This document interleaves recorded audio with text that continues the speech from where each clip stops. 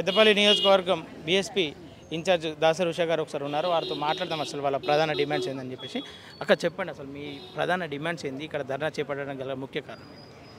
మరి నేడు మన తెలంగాణ రాష్ట్రం మొత్తంలో చూస్తే మన విద్యా పరిస్థితి ఎంత దయనీయమైన స్థితిలో ఉన్నదంటే విద్యార్థుల బాగోగులు చూసేటటువంటి ప్రభుత్వమే లేదు.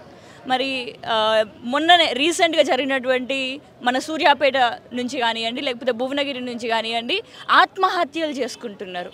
మరి ఇంకొన్నేమో ఆత్మహత్యలు చేసుకున్నారా లేకపోతే అది ఇంకొకరు వారిని ఆ విధంగా హతమార్చిల్లా అనే అనుమానాలు ఉన్నాయి. మరి అనుమానాస్పదంగా ఈ విధంగా విద్యా వ్యవస్థ విద్యార్థుల పరిస్థితి జరుగుతుంది అని అంటే తెలంగాణ ఏ స్థితికి తెచ్చినామో ఆలోచించండి. ఒకనాడు బెల్లి లలిత అక్క గారు అలాంటి మహనీయులు, అలాంటి మహానుభావులు మన కోసం తెలంగాణ కోసం పోరాటం చేస్తే ఈ దొరలు 14 ముక్కలుగా నరికి భువనగిరి బావుల్లో పడేసిళ్ళు.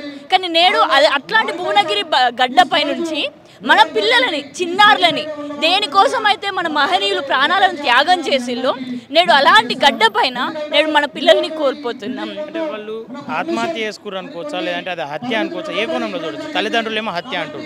అది ఏది జరిగినా, ఆత్మహత్య జరిగినా, అది హత్య జరిగినా అది మాత్రం ప్రభుత్వ హత్యగానే మనం గుర్తించాలి. ఎందుకంటే నేడు ఆత్మహత్యలు చేసుకుంటున్నారు అంటే ఆ సైకలాజికల్ పరిస్థితి ఎందుకు ఆ విద్యార్థులకు వచ్చింది? వాళ్ళకు ఉన్న చిన్న పిల్లలు 13 years 14 years కిడ్స్, వాళ్ళకి అలాంటి ఆత్మహత్య సూసైడల్ టెండెన్సీస్ ఉన్నాయి అని అంటే ఒక సైకాలజిస్ట్ని పెట్టొద్దా?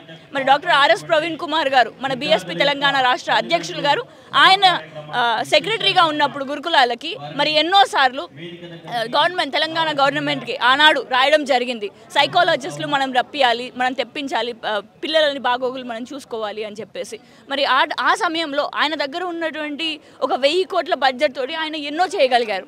కానీ ఇంకెన్నో చేయాలి అని అనుకుంటే ఈ ప్రభుత్వం ఈ పిల్లలకి వెళ్ళనీయకుండా మరి వాళ్ళ కోసం, వాళ్ళ స్వార్థ ప్రయోజనాల కోసం, వాళ్ళ ఓట్ రాజకీయాల కోసం వాళ్ళు రాజకీయం చేయడం చూసి అది నచ్చక ఆయన రాజీనామా చేసి రాజకీయాల్లోకి వచ్చారు.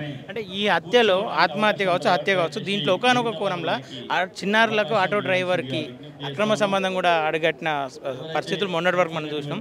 వీటిని అంటే ప్రభుత్వం చేయిస్తుందా ఇది? అంటే కొంతమంది ఏమో వర్గాలకు సంబంధించి ఇట్లా జరుగుతుందని చెప్పేసి, దీని మీద మీ ఒపీనియన్? చిన్నారుల దగ్గర రాజకీయం చేయొద్దన్న, వాళ్ళు చిన్న బాలికలు, వాళ్ళకి ఏం తెలుస్తుందని చెప్పేసి వాళ్ళ దగ్గర రాజకీయం చేయడానికి, వాళ్ళు చనిపోయిల్లని చెప్పేసి ఒక్కరైనా ప్రభుత్వం నుంచి ఒక్కరైనా కదిలిల్లా, పోనీ మెయిన్ మీడియా వాళ్ళు ఒక్కరైనా.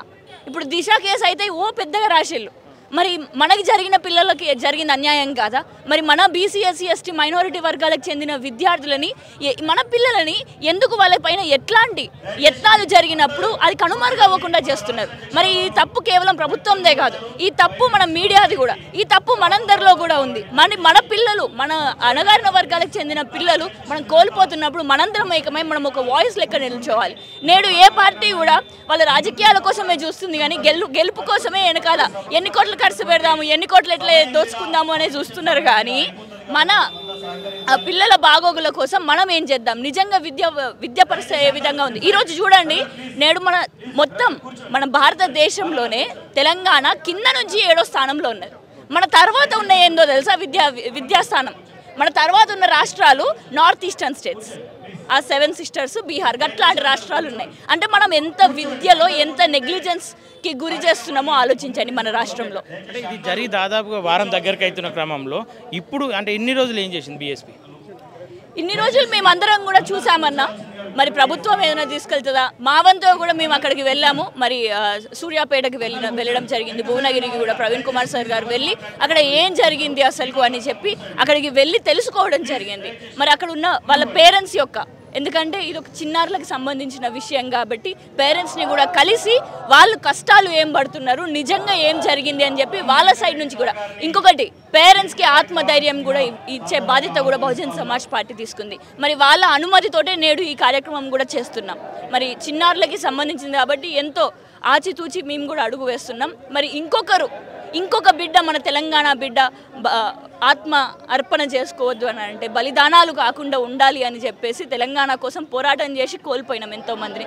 మరి నేటికి కూడా ఇంకా ఈ ఆత్మహత్యలు తెలంగాణ ఉంది అని అంటే ఎటు దిక్కుపోతుందో మనమే ఆలోచించాలి. ఈ పోరాటం ఎంతవరకు కొనసాగిస్తారు? ఈ పోరాటం మనం ఇప్పుడు తెలంగాణలో ఒక ఎమర్జెన్సీ సిచ్యువేషన్, ఇది ఒక విద్యా ఎమర్జెన్సీ, ఒక విద్యార్థుల ఎమర్జెన్సీ సిచ్యువేషన్. మరి నేడు అట్లాంటి విద్యార్థుల ఎమర్జెన్సీ అని చెప్పి ప్రభుత్వం ప్రకటించేంత వరకు ఈ పోరాటం కొనసాగుతూనే ఉంటుంది. మరి విద్యా, వైద్యం, వ్యవసాయం ఈ మూడు ముఖ్యమైనవి అయితే నేడు విద్య అనేది మొత్తం కనుమరుగైపోయింది.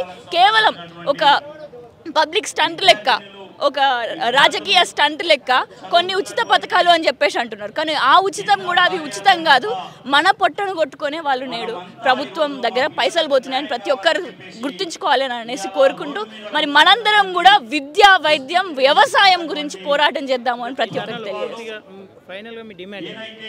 ఈ మా మహాధర్నాలో మేము చేసేటటువంటి ప్రధాన డిమాండ్ ఏంటంటే ఆ కుటుంబానికి ఒక ప్రభుత్వ ఉద్యోగం ఇవ్వాలి. రెండోది ఎక్స్గ్రేషియాగా 1 కోటి రూపాయలు ఆ కుటుంబానికి ప్రకటించాలి. అదేవిధంగా మన విద్యార్థులకి విద్యా బడ్జెట్, ఎడ్యుకేషన్ బడ్జెట్ పెంచాలి. అదేవిధంగా అసలు మన తెలంగాణ రాష్ట్రంలో కొత్త ప్రభుత్వం వచ్చింది, పోయిన ప్రభుత్వానికి కొత్త ప్రభుత్వానికి తేడా ఏమున్నది? ఇప్పుడు కూడా ఇంకా 3 నెలలు అయిపోతుంది, ఇప్పటికీ కూడా ఒక ఎడ్యుకేషన్ మినిస్టర్ని పెట్టలేదు అని అంటే, అసలు మంత్రి వర్గం లేదు అని అంటే ఒకసారి ఆలోచించండి ఎంత నెగ్లిజెన్స్కి గురవుతున్నారు. మరి ఇలాంటి నెగ్లిజెన్స్ లేకుండా ఫస్ట్ ప్రయారిటీ విద్య పెట్టేంత వరకు మేము కొనసాగిస్తూనే ఉంటామని చెప్పి తెలియజేస్తున్నాను. Thank you.